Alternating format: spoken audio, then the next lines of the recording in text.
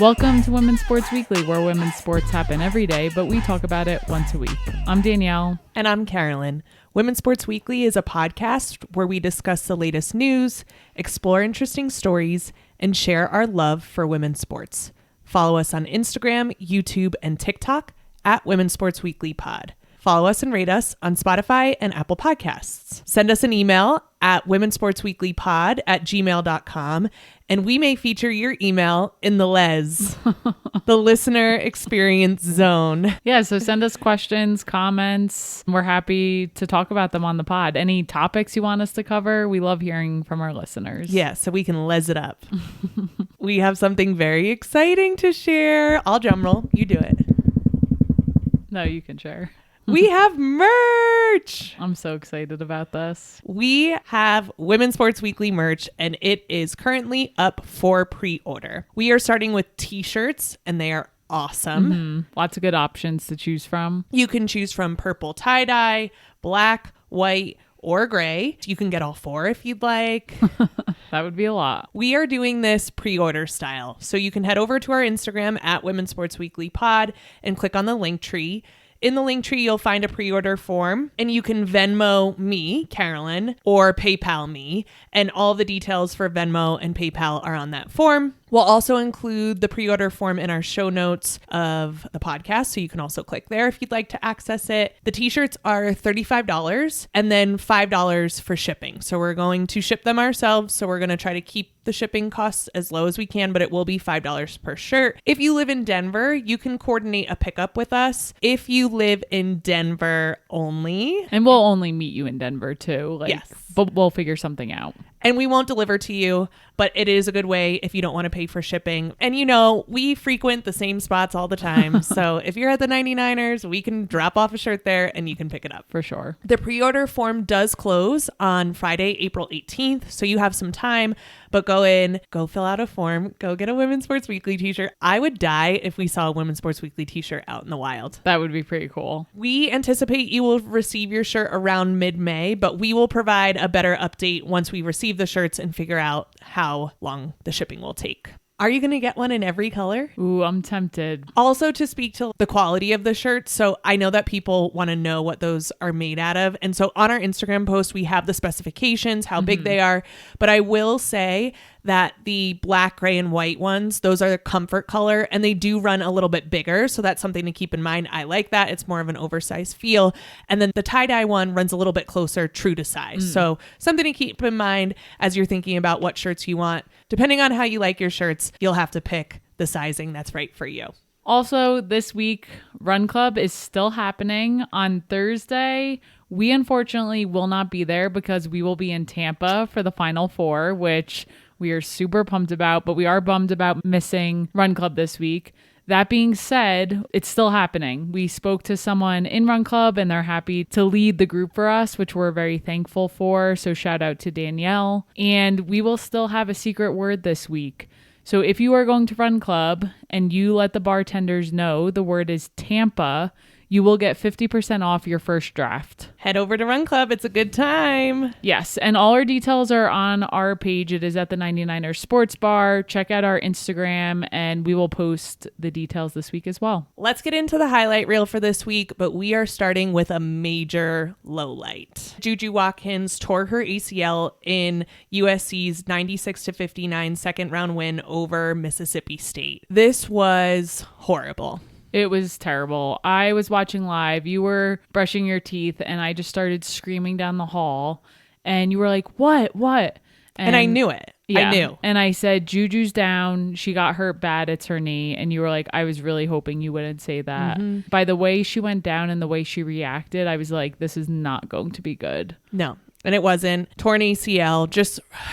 It's so strange because I felt like so many people felt this ACL tear so viscerally. So many people were upset, including us, because it's just like, oh my gosh, JuJu's going to be fine. But this was an opportunity for USC to make a run for a national championship. And so many tweets for JuJu. One of the tweets I saw was, I haven't felt so bad about another injury since Kobe Bryant tore his Achilles. Like, to your point, it just hit people different. And I think because JuJu is such an amazing player and is in the media, just the way she is, like, people are drawn to her. Yeah.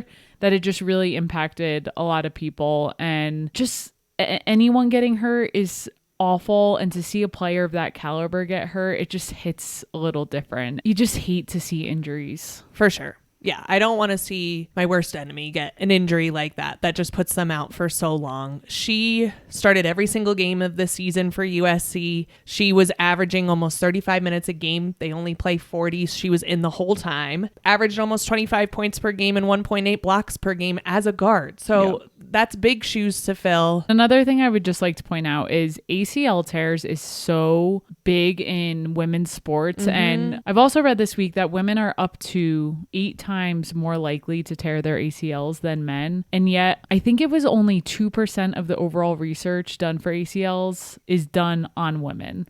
Like all the research is done on men or men and women, but like a lot of things, research is not being done on female athletes, and they continue to get hurt. So it just is so frustrating to see these great athletes continue to get injured, and we don't have a reason why. And no one knows because the research is not out there. Yeah, something needs to change. I think that the U.S. women's national team is doing a great job of pushing that forward as well, because they've just seen it way too many times. Yep. At the end of the day, do I think JuJu's going to be able to bounce back? Yes, but Cam Brink was talking this past week too. She doesn't even feel like herself yet. She feels like she's having to relearn everything. And I totally get it.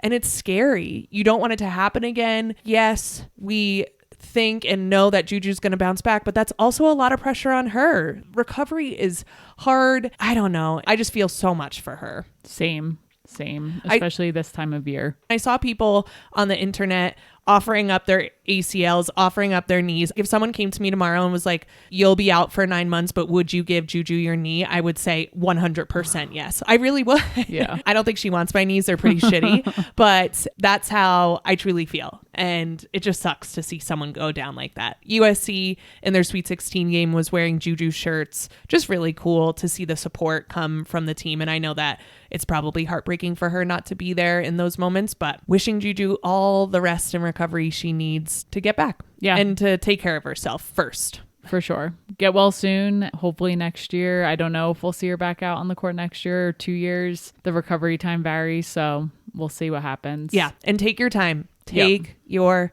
time. You don't need to come back too soon. We've seen that happen before too, and then it happens again. Take your time. Make sure you feel good. Get the therapy you need, both physically and mentally, because that's going to make the difference. In lighter news, in the NWSL, the team out of Boston that starts next year, 2026, changed their name from Boss Nation to Boston Legacy. Interesting. Boss Nation was widely ridiculed. Did you know that? I don't think I did. Oh, yeah. I kind of like Boss Nation. What? You were the only one who does. I love that you did. I love this. Doesn't Boss Nation sound more like the fans? I don't know. I kind of like it. Boss, like we're bosses. Yeah, but it was only BOS. I missed this. It was only BOS. Boston Nation. Legacy. I don't know how I feel about that. Well, you're kind of like our followers on Instagram, because we posted it on Instagram and 61% of people on our Instagram said that it was a better name and 39% thought it was still a miss. But they did say still a miss. They didn't say Boss Nation was better. I love how I also missed this on our own Instagram. I don't know where I've been. You've been wrapped up in March Madness. Yeah, I have no time for anything else these days. Danielle will sometimes send me things on social media and she'll be like, we should post this to our story. And I'm like, I posted that 7 hours ago. You know, it happens. To me, Boss Nation made no sense at all. And any name would have been better. I feel like I do remember talking about this last year, but now I'm like, I think that was better than Legacy. I don't know. The Legacy, they've got a lot of history there. Yeah, sure. What, you would stick with Boss Nation? What's their mascot? Either way, like, what is their mascot? Yeah, I don't know. It's probably going to be a gritty out there. I don't know. Yeah, interesting. So Boston changes their name to Boston Legacy. I like it. Danielle wants to go back to Boss Nation, and that's that. We'll see what happens. We'll hope that Denver picks a better name than all of the above. We can only hope that. I think everyone's always going to be upset with the name. I feel like it takes time to adapt. Yeah, and you got to give the name personality and got to see how it evolves. So we'll see what happens with the Boston Legacy. Switching gears a little bit, a highlight in our world is we would like to thank everyone who rated our podcast last week. Last week, we explained that we do not get paid to do this podcast. We And by we, I mean Carolyn edits the podcast herself. I would call you our Editor? chief operating officer, COO, editor, all the things. That's not true. But with that, we really appreciate everyone who did rate our podcast last week after listening. If you send us a screenshot of your 5-star rating, we will send you a sticker. And again, this just helps people find us. So continue to rate, subscribe, share with a friend. We really appreciate that. Once again, we're small, we're growing, and we would really love to keep doing this podcast. And we love our listeners. So thank you. All right, let's get into some March Madness. Let's talk about the Sweet 16, then we'll get into the Elite 8. So, I hate to bring this up, Danielle. I know, I can take this. I have been super salty. Okay, before we get it, can I introduce what we're talking about? Sure. I'm sure half our listeners already know where this is headed. TCU played Notre Dame in the Sweet 16, and TCU beat Notre Dame 71-62. TCU was ranked second and Notre Dame was ranked 3 in this region. And Danielle had some shit to say about it. And now they have lost. And I want to know, 1, are you okay? And 2, will you be making any apologies for the trash talking that you did? I refuse to apologize, but I will own up to. Hold on. The refusing to apologize. I'm going to look into the camera. This is what it's like. You're never going to get an apology. I can say that I was wrong. And as soon as TCU was named number 2 and Notre Dame number 3, I literally at the 99er Sports Bar in front of people started booing at the TV. You did. And said it's crazy that TCU got ranked over Notre Dame. And now I have to eat my words because TCU has now beaten Notre Dame twice this season. Mm-hmm. Notre Dame did not show up that game. Hannah Hidalgo was so in her head, did not play well. I just feel like that was a huge loss for them. And Haley Van Lith, when you're looking at TCU, had one of the best games of her life. Yep. Looking at that game, I said to you, and because I didn't have a good feeling pretty early on, just the way things were going. I've said this before about Hannah Hidalgo. She is an unbelievable player. I think she gets super hyped and it's great when she's doing well and they're winning. I think that same energy kind of hurts her when she's not doing as well. Last year, it was the nose ring. The ref took her out and she couldn't get the nose ring out and she was super flustered, couldn't get her head out of that. This year, she just was not scoring. And I'm not saying it's all on Hannah. I'm just saying she is an incredible player. I just think that was a big factor in this game. And she's the heartbeat of the team. Yeah. So they're matching her energy to a point. And her energy is always high, but sometimes it's frenetic and sometimes it's targeted. And it felt more frenetic. Again, I am not bashing her by any means. I just think that played a big role. And I also said to you, the last time Notre Dame made it to the Final Four was in 2019. So you and I were at the Final Four and national championship game in 2018 when they won it all. And then in 2019, they lost in the national championship. Then they had a few really rough years, and then they've been building their team back up. There's like a mental block for Notre Dame when it comes to getting past this Elite 8 stage. And it happened again. And no, I'm not okay. The post, if you're on our social media, Carolyn, you posted the picture of Hannah Hidalgo with her little green cowboy hat, slumped in her seat with a Red Bull on at the post-game press, and you said, "This is Danielle right now." I literally almost shed tears watching this game. Yeah, you said you were going to cry, and then you went directly to the fridge and took out a pint of ice cream and sat on the couch and finished it off. Okay, can we just not say that this was a full pint of ice cream? There was like an eighth left of the pint. I'm saying own it, Danielle. I did not eat a whole pint of ice cream, people. I think it's a pretty healthy coping mechanism. I don't know about that. Let's talk about Notre Dame a little bit in this game. So Notre Dame had 10 points in the fourth quarter. It's fewest in any quarter of all season. They couldn't buy a layup. Yeah. It was rough to watch. I do want to just point out some bright spots. So Olivia Miles, I just love the way she plays.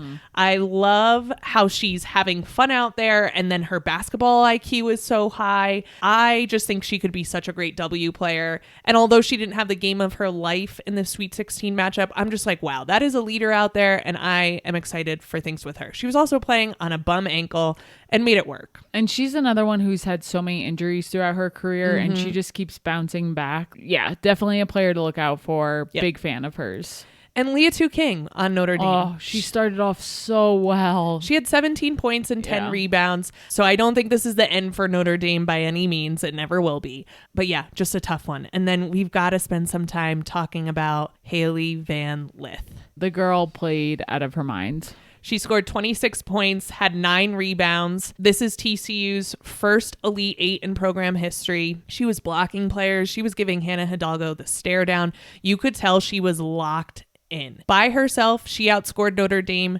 12-10 in the fourth quarter. She has experience. This is her third team in college. She's played for Louisville. She's played for LSU. Now she's with TCU. And she's been in the Elite 8 5 times.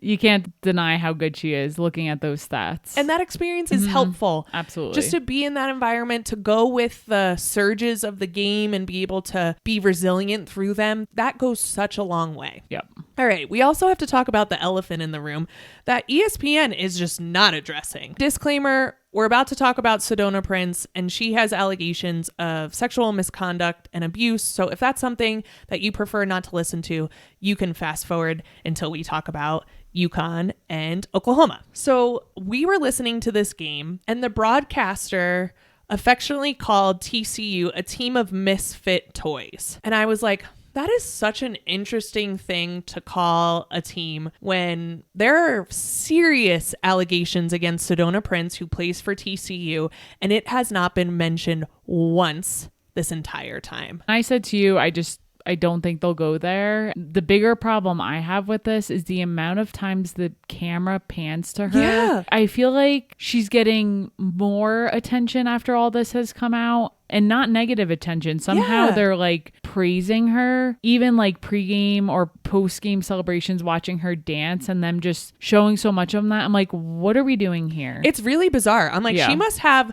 some PR team to the max that is either protecting her or pushing her to be more in the spotlight in a positive light. It's wild to me. So you can listen to episode 48. We actually talk about the allegations against Sedona Prince. We are talking about abuse against women. How are we not talking about that? This is violence against women, and we're just totally glossing over it. Let's just take a step back. Sedona Prince has faced multiple assault and sexual abuse allegations, the latest coming in January of this year and dating all the way back to 2019.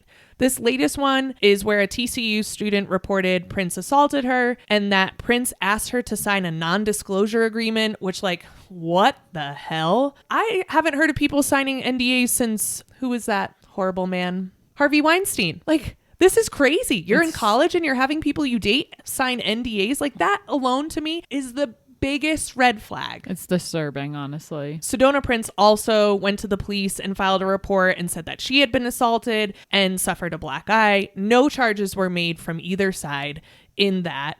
But she has, like I said, other allegations dating back to 2019, including a sexual misconduct lawsuit that was eventually dismissed. And I know these are allegations. And also, we've talked about this a lot. If there is a pattern, there is something going on. Allegedly. Apparently, she must have a great legal team because, whoa, I just think that it should be mentioned on the broadcast, because I think people are coming in and watching TCU and they might not know a lot about TCU and they're like, whoa, I want to support this team, but you should have the full picture of what you're supporting. And I know it's an allegation, but you should know what's going down with one of the players and the fact that there's a petition with over 200,000 signatures asking for her to be removed from the team. And instead we're showing her dancing on ESPN. I just don't get it. Yeah, I agree. I don't know what the answer is, and I wish ESPN would just do better. It's disturbing, and honestly, I just can't take seeing her on the screen anymore. I know. Whew, okay. Yeah. After that, that's a lot. That is a lot. All right. With that, in later news, let's talk about UConn beating Oklahoma 82-59. A beatdown. And this game, I'm going to say in the first half, I was a little nervous for UConn, but Paige Beckers decided that she was going to go off in this game, and she had a night with 40 points. She is the stuff of nightmares right now in March. It feels like spooky season, and Paige is the ghost in the closet about to come out and drop 40 points on your ass. Yeah, and UConn always finds a way. I felt like earlier in the year, I was just like, I don't know if UConn could do it this year. Gino, he's not the most winningest coach in NCAA history for nothing. The man knows how to coach, and his players play hard. And when you have Paige Beckers on your team dropping 40 points, it's hard to beat a team like that. When last season ended, we said, without a doubt, UConn is headed to a Final Four. And then in the middle of this season, we were like, is UConn headed to a Final Four ? And now after seeing this Sweet 16 win, I'm like, whoa, they look good. Paige Beckers only scored 11 points in the first half. Just 29 in the second half. Unbelievable. She shot 6 from 8 from 3. Some of those threes were deep. Oh, so deep. So deep. So fun to watch. And she's just so lovable. UConn, for so long, for me, I hated UConn. I just really You've didn't come like a them. long way. I have, because they just won, and Gino was very cocky about it, and it just pissed me off. But this UConn team is very lovable. Paige at the helm is just the most lovable. And Gino's definitely softened a bit. For sure. And this was a team win. Although Paige dropping 40 is always helpful. You're going to beat a team if you drop 40. But freshman Sarah Strong and Jonna L. Alfie combined for 20 rebounds. And sophomore Ashlyn Shade had 12 points off the bench. And they were able to hold Oklahoma Reagan Beers to 10 points and only 3 for 11 for shooting. So a just solid win by UConn. All right, let's get into the Elite Eight. We have South Carolina beating Duke 54-50, and holy cannoli, I was sweating. Same. I already had a mourn the loss of Notre Dame on Saturday. And then Sunday, South Carolina decides to keep this game way too close for comfort. I had a friend reach out to me as a joke and said, wow, you were about to have to change your whole wardrobe for Tampa. And I literally wrote back, I would have just worn all black at that point because I'm mourning the loss of Notre Dame and South Carolina. So I am so happy South Carolina won this game. And they were the first team to punch their ticket to the Final Four for 2025. Thank God. I looked at you in the middle of probably the third or fourth quarter and I was like, oh shit. This does not look good. We have to give some props to Duke. Yes. Because South Carolina did not play well in this game. It was because of how Duke planned to play South Carolina. Yeah. Duke is very well coached. Kara Lawson, she played for Pat Summitt for Tennessee. She always talks about Pat Summitt and what she's learned playing for her. She coaches this team so well. And to your point, like, hats off to Duke this season. Not only did they win the ACC tournament, they ended with a 29-8 record, and they made a very good attempt to make it to the Final Four for the first time in 19 years. They're still a young team. They're going to be a team to look out for next year, and just great season for them. I'm going to make a way too early prediction. I'm saying Duke to the Final Four next year. Well, hopefully they're not in South Carolina's bracket. Freshman Toby Fournier had a big game for Duke with 18 points and 6 rebounds, and junior Ashlyn Jackson added 13 points and 6 assists. I felt bad for Ashlyn. She obviously had a great game, and clock is running down. She throws up a 3. Was it the best shot? No, but in the situation they were, I'm like, you're pressing at that point, and unfortunately airballed the shot. That just sucks for that to be the shot that goes up. Thankful that it didn't go in, even though they still wouldn't have tied the game at that point. It would have been a 1-point game at that point, but just overall, just heart goes out to her on that one. I was just hoping the time would run out. That's what I was hoping. I was like, if we've got 5 more minutes, this is not going to go our way. Junior Chloe Kitts led the Gamecocks with 14 points, and senior Sanaya Fagan added 12 points. So fun to see Chloe Kitts again. She's just been playing so well the past couple of games. And Sanaya Fagan, as a senior on this team, she just needs to keep playing well because we need her. Big, down low, strong. And if she can continue to put up good points, that's going to be really helpful down the line. And she has spurts of greatness. I really just want to see the Gamecocks play a little bit better because they're playing a little bit streaky right now. They don't look, to me, and I hate to say this, they don't look like a national championship team. If they do get there, it's going to have to be a fight and a claw to get there. And I said to you when we were watching the game, yes, we would like to see them play better and beat teams a little better, but to me, to see them pull off these tight games, I think that goes a long way. That's a good point. And at this point of the year, anything goes.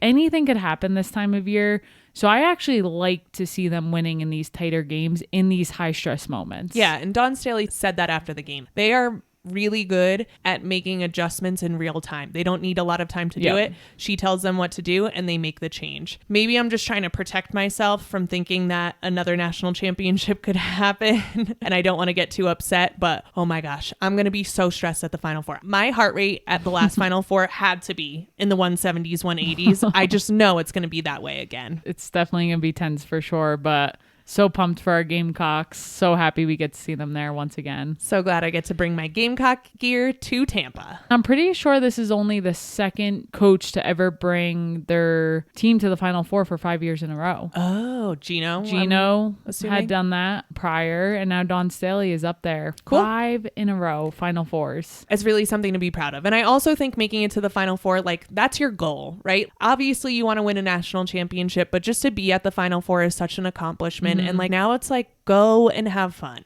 Like exactly. Just go and play loose and enjoy it because it's such a great atmosphere. There's so many great games. With the parity this year, it's going to be a toss-up. Yes. But with that, go Cox. Go Cox. The second game of the Elite Eight was UCLA versus LSU, and UCLA pulled off this win 72-65. UCLA is heading to the Final Four for the first time in program history, which is crazy to me. It did get real close at some points of this game between LSU. I was hoping LSU could pull off this upset. They just did not have it in them on Sunday, unfortunately. And Flau'jae Johnson, she ended the game with 28 points, shooting 10 for 17 from the field and 5 for 5 from the line. I don't understand why the ball wasn't in her hands more in that fourth quarter. That was wild to me. And Kaylin Gilbert on LSU, unfortunately, did not have a good game. She played great defensively. And then she had a horrible foul at the end. Yeah.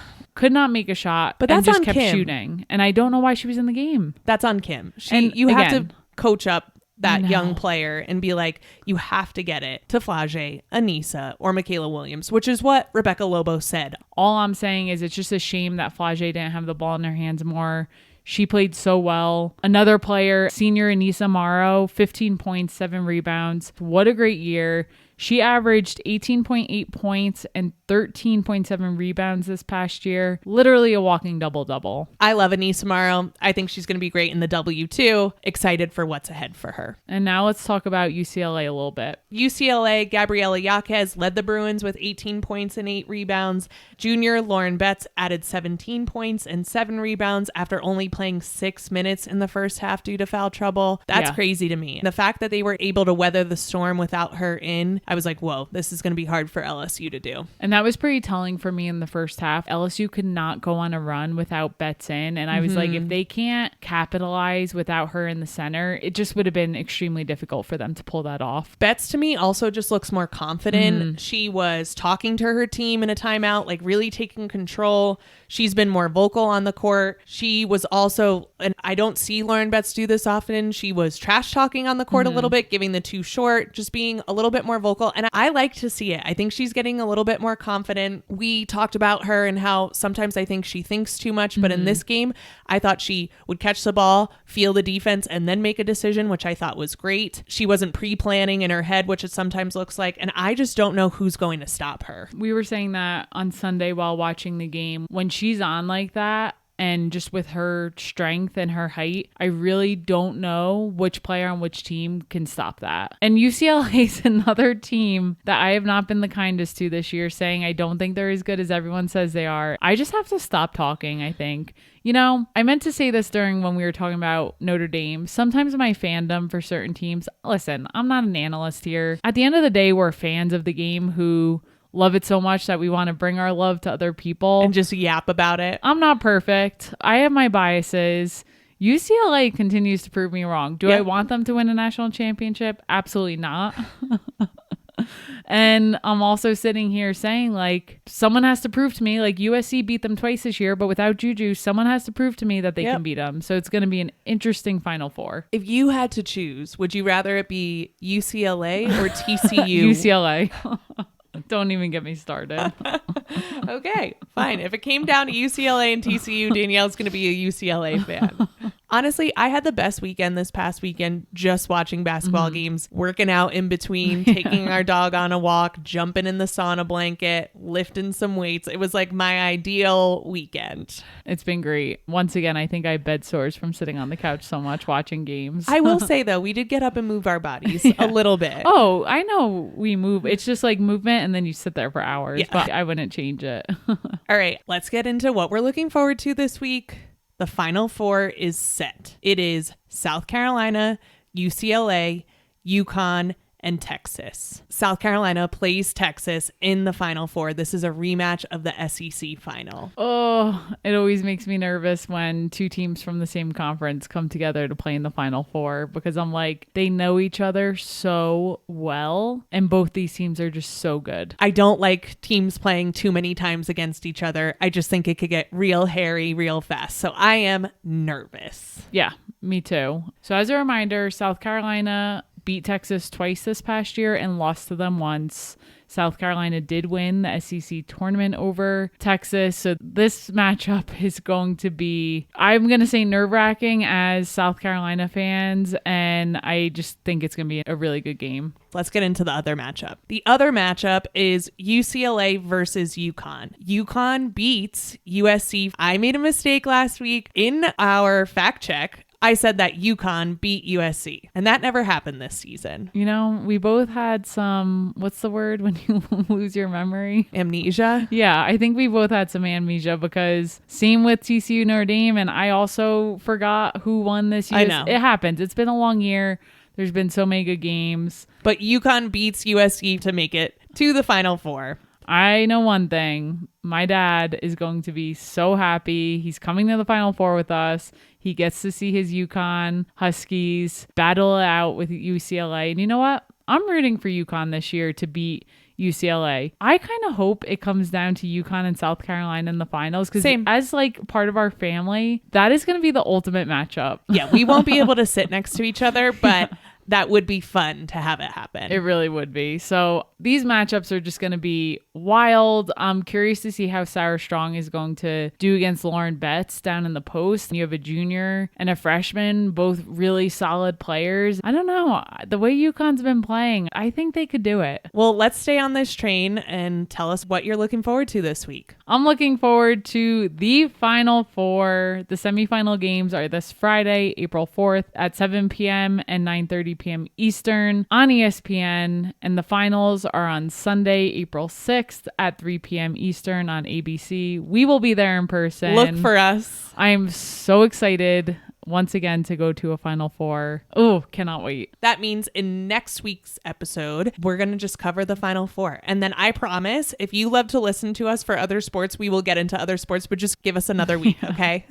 Let's switch gears a little bit for my looking ahead. U.S. women's national team enters a friendly this weekend. They take on Brazil at 5 p.m. Eastern time on Saturday, April 5th on TNT and True TV. And then they'll play again Tuesday, April 8th at 10:30 p.m. Eastern time. These games against Brazil are going to be a rematch of the 2024 gold medal match in Paris, in which the U.S. won. So this is going to be some good competition for the U.S. Trinity Rodman is back on the roster. She's got a boyfriend and she's back on the roster. She had sat out the past few camps to rest some injuries, and she is now returning both for the Washington Spirit and the U.S. women's national team.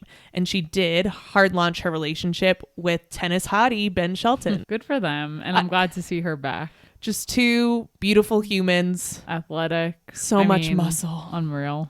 Man, I'm so envious. Excuse me. Excuse me. I take offense to that. In like the most non-creepy way, I just love to be a fly on the wall. Okay, moving on. That's it for this week. We will see you next week on Women's Sports Weekly. In the meantime, watch women's sports, rate and subscribe to the pod on Spotify, Apple, and YouTube. Share the podcast with your friends. Keep sending us topics you want us to cover on Instagram at Women's Sports Weekly Pod. Thanks for joining us. And get yourself a t-shirt. Woo-hoo.